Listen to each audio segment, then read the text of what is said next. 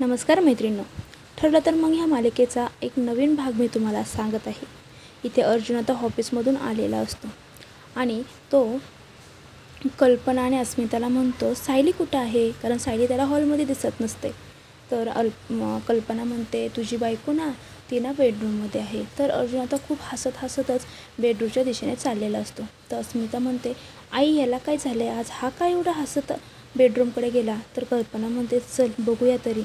असं म्हणून आता अर्जुनच्या पाठोपाठ कल्पना आणि अस्मिताही बेडरूमच्या दिशेने जातात. तर अर्जुन बेडरूममध्ये जातो, दरवाजा लावतो आणि म्हणतो, सायली मी तुझ्यासाठी आज एक भेटवस्तू आणली. तर सायली म्हणते, असं काय आणलं आहे माझ्यासाठी? तर अर्जुन म्हणतो, ती बघून ना तू आज खूप खुश होणार आहे. तुझ्या आवडीचीच वस्तू मी आज आणलेली आहे. आणि लगेच अर्जुन म्हणतो, डोळे मीठ मी देतो तुला. पण हे सर्व काही अस्मिता आणि कल्पना बाहेरून ऐकत असतात. तर अर्जुनने सायलीसाठी चिंचा आणि बोरे आणलेली असतात आणि तो ते सायलीला देतो. सायली डोळे उघडते, म्हणते, बापरे, चिंचा आणि बोरं. तुम्हाला काय सांगू अर्जुन सर, मला इतका आनंद झाला आहे ना, कारण चिंचा आणि बोरं मला कितीतरी दिवसापासून खाऊशी वाटत आहे आणि तुम्ही ते आणलं. तुम्ही माझ्या मनातील ओळखलं बरं का.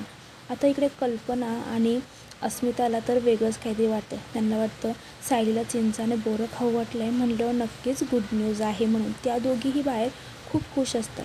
तर लगेच आता अर्जुन म्हणतो, पण सायली ह्यापेक्षाही माझ्याकडे तुझ्यासाठी ना खूप मोठं सरप्राईज आहे. तर सायली म्हणते, ते काय आहे?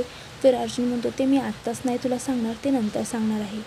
तर इकडे आता ऑफिसच्या बाहेर ना पोलीस काही पेपर घेऊन चाललेले असतात आणि त्या तर एक पेपर खाली पडतो आणि त्यामध्ये छोट्या तन्वीचा फोटो असतो. आता ह्यावरून अर्जुन सायलीच्या खऱ्या आईपर्यंत पोचेल का हे जाणून घेण्यासाठी चॅनलला सबस्क्राईब करा, व्हिडिओ लाईक करा आणि कमेंटमध्ये तुमच्या मत किंवा प्रतिक्रिया नक्की कळवा. थँक्यू.